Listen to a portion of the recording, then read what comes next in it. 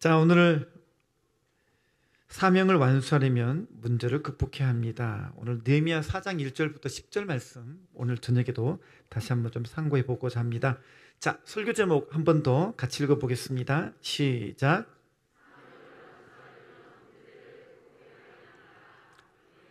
아멘.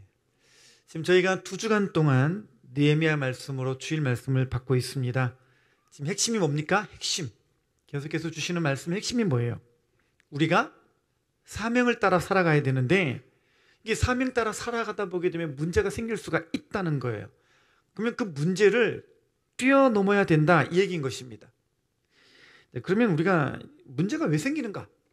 문제가 왜 생기나? 이게 먼저 우리가 좀 풀고 지나가야 될 숙제입니다. 느헤미야도 그랬죠.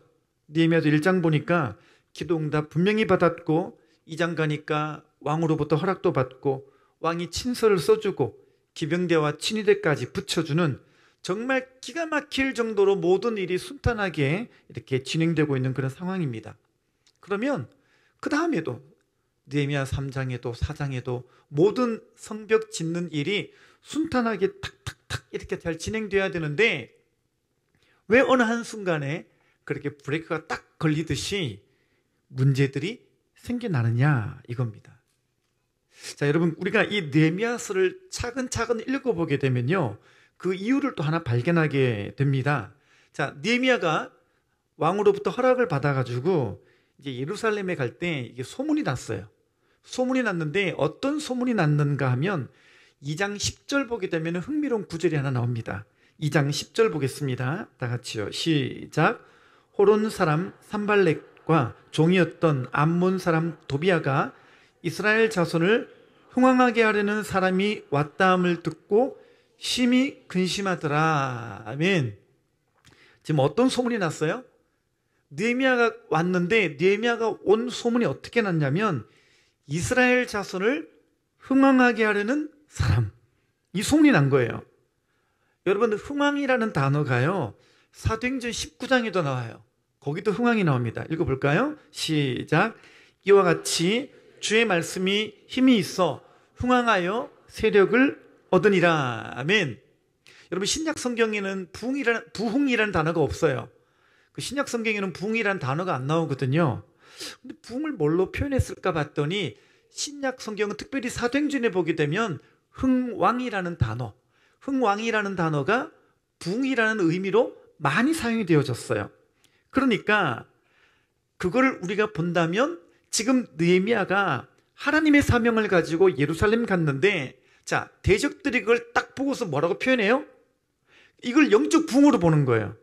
그 대적들이 봤을 때는 지금 느헤미야가 성벽 고치러 오는 거 그냥 단순히 보수 공사하러 오는 게 아니라 이게 지금 영적 부흥의 문제구나라고 자기들이 그걸 인식을 했다는 얘기예요. 여러분, 우리가 9월부터 기도해왔고 또 10월 달을 이렇게 멸망으로 가는 영혼들에게 복음 전한 일을 같이 함께 기도하고 우리가 준비 중에 있습니다. 근데 이게 바로 부흥인 줄 믿습니다. 부흥이 이거예요.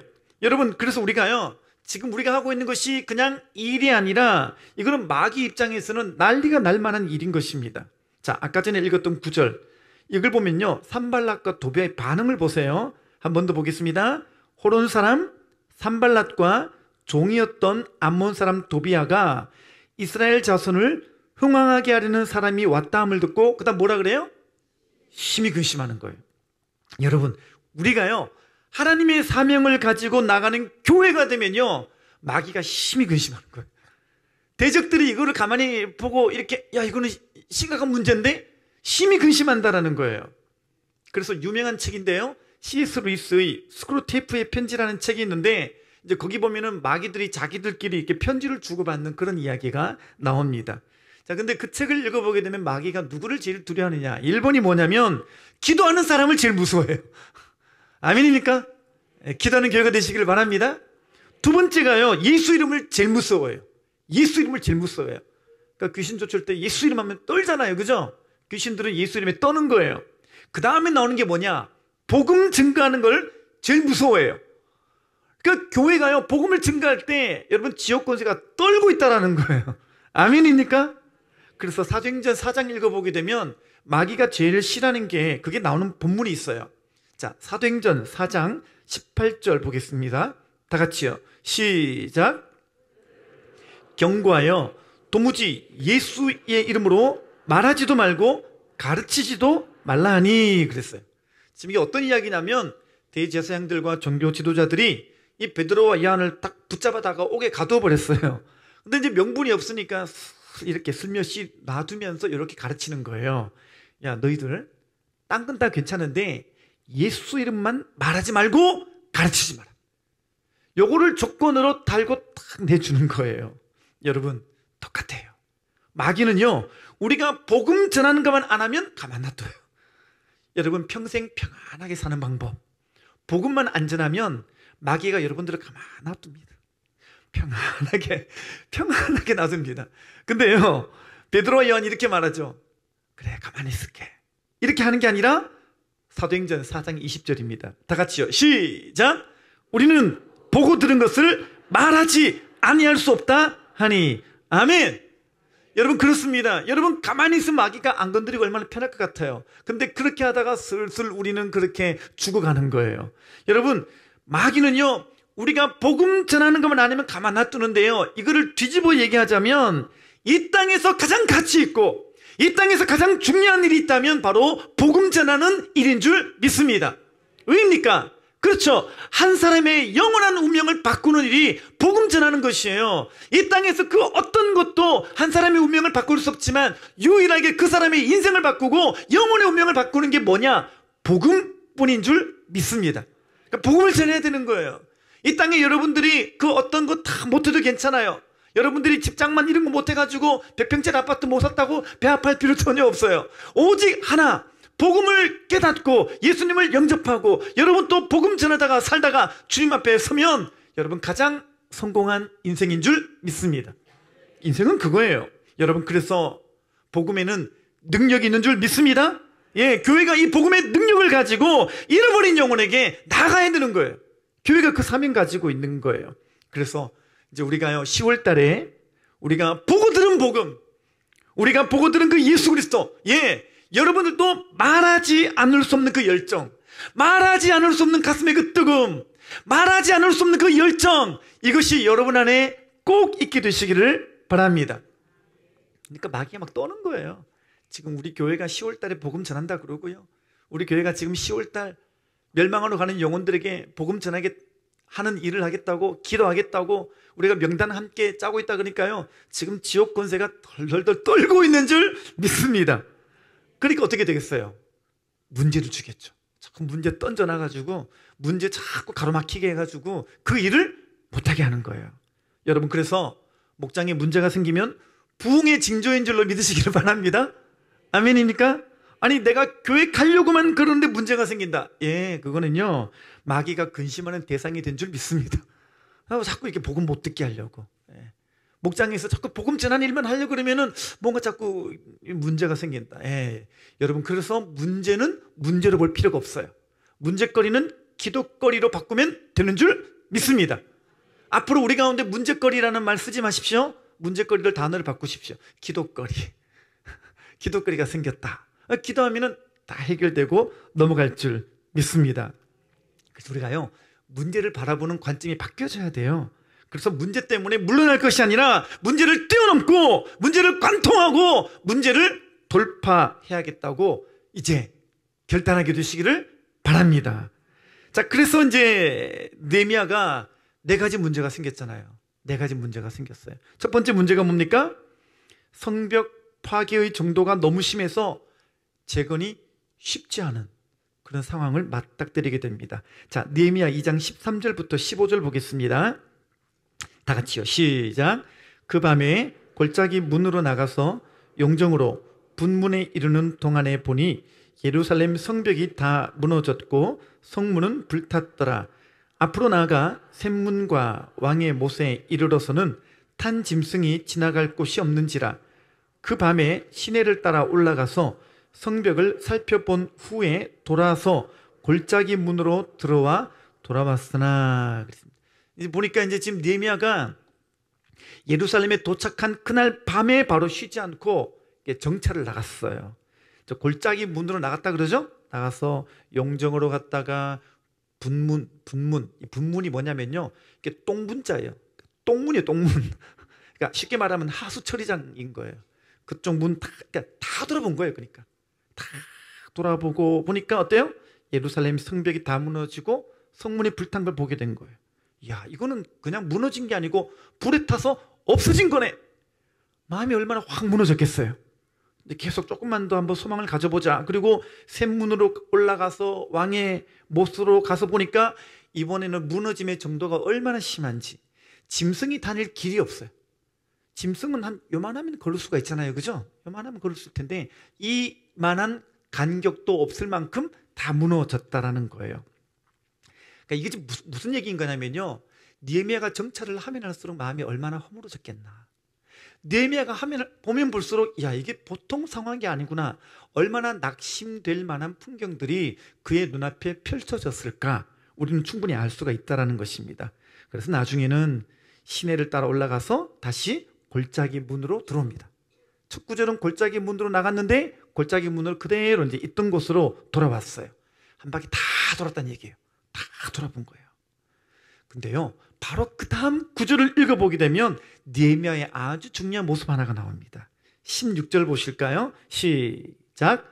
방백들은 내가 어디 갔었으며 무엇을 하였는지 알지 못하였고 나도 그 일을 유다 사람들에게나 제사장들에게나 귀족들에게나 방백들에게나 그 외에 일하는 자들에게 어떻게 해요? 알리지 아니했다고 말합니다. 뭐라고요? 알리지 않았다는 거예요. 그러니까 여기 보면 이 느헤미야가 입단속을 참 잘했다는 거, 이게 중요한 교훈이에요. 느헤미야는 본대로 말하는 사람이 아니에요. 봤지만, 보고서 마음이 허물어졌지만, 보고서 이 불탄 이 상황 때문에 가슴이 찢어질 것 같지만, 혹시 모르겠어요, 인간적인 마음이 들어와서 절망했을지도 모르겠어요. 근데 본대로 말하지 않고 느낀 대로 말하지 않고 그거를 말로 표현하지 않았다는 거예요. 입단속을 잘했어요. 여러분, 우리 같으면 어떻게 하겠어요? 이 불탄 거 보면서 마음이 가장 부정적으로 확 쏠렸겠죠, 그죠? 확 쏠리는 거예요. 근데 갔다 와가지고 야, 다 모아봐라, 다 모아봐라. 야, 얘들아, 내가 실수한 것 같다. 내가 여기 와서는 안 될 곳에 온 것 같다. 내가 한 바퀴 돌아보니까 야, 견적도 안 나온다. 이건 안 되겠다. 야, 무너져도 정도껏 무너져야지. 이건 도저히 내가 할 수 있는 게 아니다. 우리 같으면 그랬을 거예요, 그죠? 우리 같으면 그랬을 건데, 이 느헤미야는요, 돌아보면서 본대로 말하지 않고 느낀 대로 말하지 않고 주님께 묻고 기도하면서 믿음의 언어로 말을 하기를 시작합니다. 여러분, 이게 되게 중요합니다. 우리도 그래서 말하는 게 참 중요해요. 여러분, 10월 한 달간 우리가 잃어버린 영혼 위에 멸망으로 가는 영혼들을 위해서 우리가 이제 복음 전하는 일을 같이 으쌰으쌰 할 건데요, 우리가 말을 경상도 말로 단디해야 됩니다. 단디해야 됩니다. 정말 여러분, 입단속 제대로 하시고요. 혹시나 우리가 나도 모르게 부정적인 언어와 나도 모르게 혹시 행여나 말로 인해서 우리 가운데 이 악한 말들이 풍겨나지 않도록 조심해야 됩니다. 그러니까 여리고성 돌 때도 주님께서 먼저 시킨 게 뭐예요? 자, 여호수아 6장 10절 보세요. 시작. 여호수아가 백성에게 명령하여 이르되 너희는 외치지 말며 너희 음성을 들리게 하지 말며 너희 입에서 아무 말도 내지 말라. 그리하다가 내가 너희에게 명령하여 외치라 하는 날에 외칠지니라 하고. 여러분, 그렇습니다. 말은 아주 중요합니다. 여러분, 말은요, 권세가 있어서 부정적인 말은 이 부정적인 권세를 더 쉽게 퍼뜨려요. 그래서 하나님은요, 항상 우리의 입을 지켜보고 계십니다. 여러분, 하나님은 여러분의 입술을 지켜보시는 분이셔요. 그래서 똑같은 상황을 줘보고 여러분들의 언어가 어떤 말이 나오는가를 주님이 지켜보시는 거예요. 그때 여러분들이 긍정의 언어, 그때 여러분들이 믿음의 언어, 그때 여러분들이 가능성의 언어들을 말하는 자들이 다 되시기를 바랍니다. 느헤미야 보세요. 쭉 돌아보니까 성벽과 성문이 다 불탔어요. 그리고 이 골짜기 문으로 딱 들어오는데 그때 이 느헤미야의 마음, 느헤미야의 심정이 어땠을까요? 기가 막혔을 거예요, 그죠? 기가 막혔을 거예요. 자, 그때 이 느헤미야의 마음의 팩트는 뭐예요? 팩트는 뭐예요? 쭉 다녀보니까 이건 안 되겠다. 이거는 견적 안 나온다. 이거는 못하겠다. 그냥 돌아가자. 포기하자. 철수하자. 이게 그죠? 상황을 바라본 느헤미야 마음의 사실적인 거예요. 그죠? 그러나 이 상황을 믿음의 언어로 바꿔버린 사람이 느헤미야예요.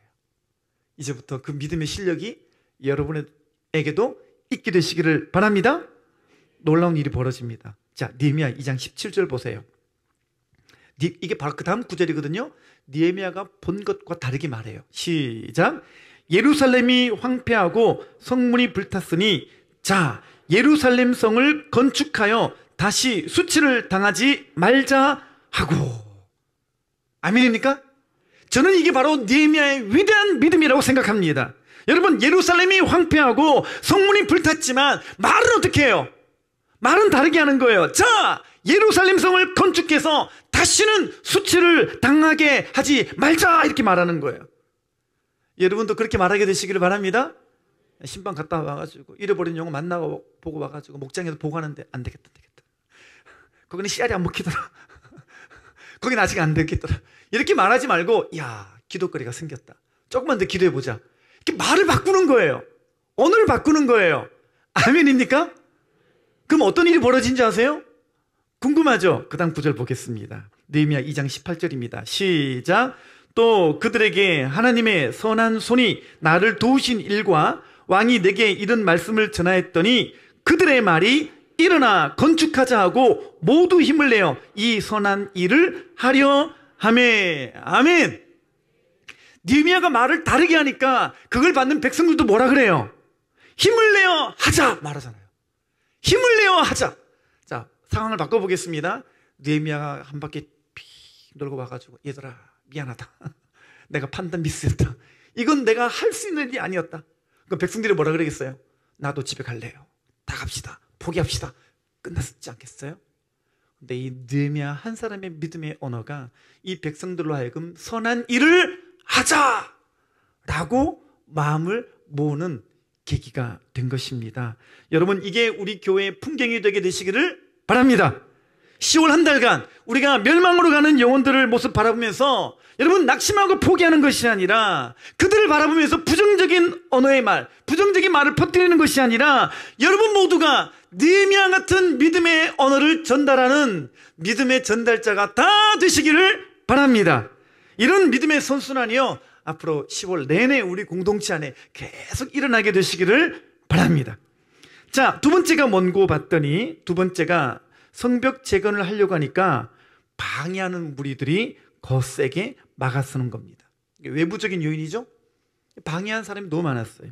특별히 느헤미야가 지긋지긋하게 여길 만한 사람이 누구냐? 산발락과 도비아입니다.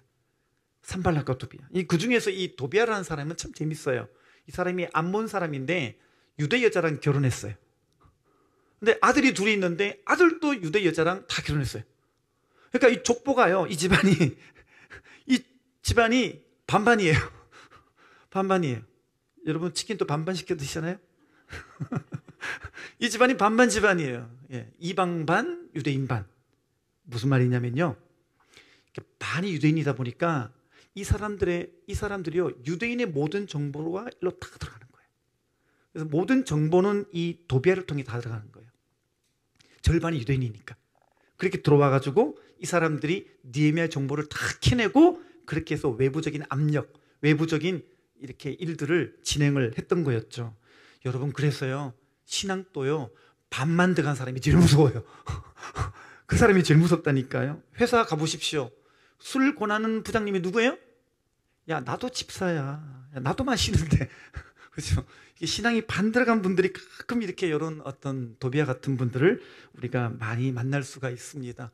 그래서 그분들이 뭐라 그래요? 특별히 여러분 새신자인 분들 회사 가가지고 이 도비아처럼 믿는 사람인지 안 믿는 사람인지 헷갈리는 분이, 그죠?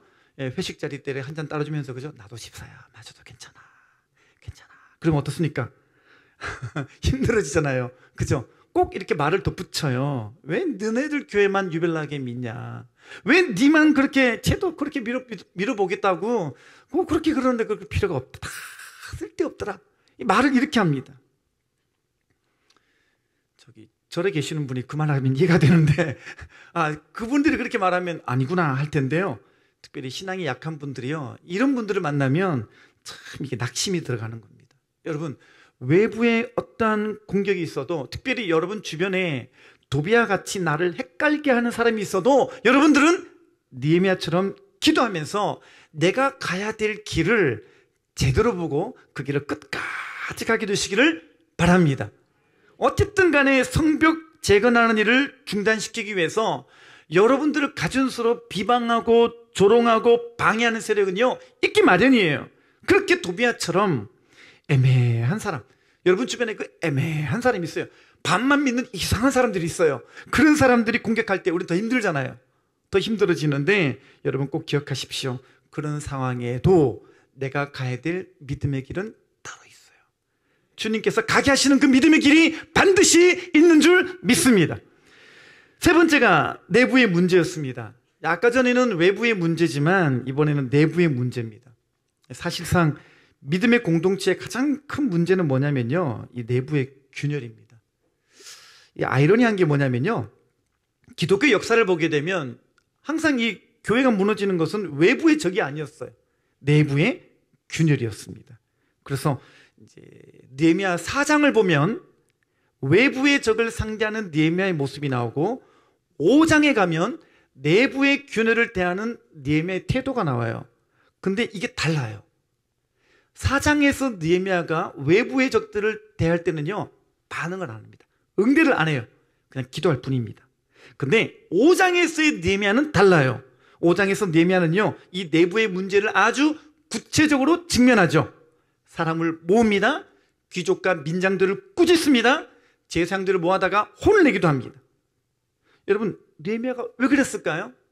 왜 4장에서 보이는 느헤미야의 모습과 5장에서 보이는 느헤미야의 모습이 다를까요? 이건요, 내부의 문제는 진짜 쉽게 다룰 일이 아니거든요. 여러분, 그래서요, 우리 공동체도 내부의 모습을 잘 직면하셔야 됩니다. 내부의 모습을 잘 직면하면서 같이 기도하고 같이 고쳐 나가야 됩니다. 어쨌든 간에 공동체 안에 죄가 생겨나고 하나됨이 깨어지고 감정이 상하고 분열되는 거, 별것 아닌 것 같지만 심각한 문제인 거예요. 그래서 이 느헤미야는 이 내부가 당면한 이 문제를 기도와 격려, 그리고 회개와 공동체성을 회복함으로 해결해 가죠.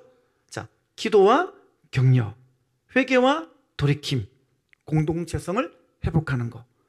오전에 들으셨죠? 그런 눈으로 저를 쳐다보시면 다음 주에 또 합니다. 다 기억하고 계실 줄 믿습니다. 예, 우리가 기억해야 될 이야기니까.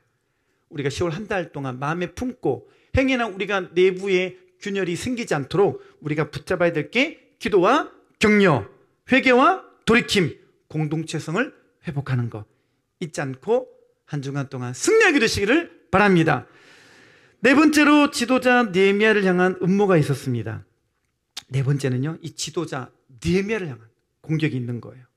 근데 우리가 이 본문을 쭉 말씀을 들어봤지만 정말 느헤미야는 깨어있는 지도자였어요. 여러분, 사탄은요, 거짓으로 미혹하고 유혹하고 위협도 하고 속이기도 하는데요, 여러분, 안 넘어지려면요, 얼마나 말씀으로 깨어있어야 될까요?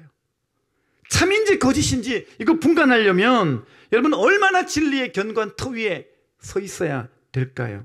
근데 이 느헤미야는 이 네 가지 문제가 다 밀려왔지만 결국에는 부흥을 가져오는 자로 하나님께 쓰임을 받았어요. 여러분, 이제 주님께서 이 시대의 느헤미야를 우리 가운데 찾으시는 줄 믿습니다. 여러분, 이 시대에도요, 이 땅을 흥황하게 하는 자들, 이 포중침이 일어나고 있다고요, 마귀가 심히 근심하고 있어요. 여러분, 그래서 외부적으로, 내부적으로, 또한 개인적으로 공격을 하겠지만 우리 마음은요, 보고 들은 것을 말하지 않을 수 없는 그 복음으로의 부르심, 그 복음에 대한 택정하심을 여러분들이 꼭 기억하시고, 이제 10월 한 달간 멸망으로 가는 영혼들을 구해내기 위한 여러분들의 사명을 향해서 나아가되, 오늘 느헤미야가 그랬던 것처럼 무너진 성벽 같은 불탄 성처럼 이 환난과 능력과 지옥으로 갈 수밖에 없는 심판 가운데 놓여 있는 영혼들을 여러분들이 아무도 나는 더 이상 이 영혼들을 터치할 수 없다, 나는 아무도 영혼들을 죽기를 이끌 수 없다. 낙심하며 낭망하며 쓰러진 영혼 아무도 없이 이제 주님께로 인도하는 일에 느헤미야와 똑같은 믿음을 발휘하셔서 이제 우리 모두가 하나 되어 합심하여 10월 우리가 주님 말씀하시는 그 표대로 모두가 전진하게 되시기를 주님의 이름으로 축원합니다. 기도하겠습니다.